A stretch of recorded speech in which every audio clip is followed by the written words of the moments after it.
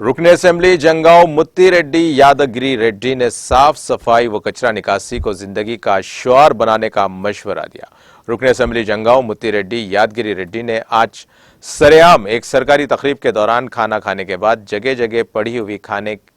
की ग्लासेस को हटाकर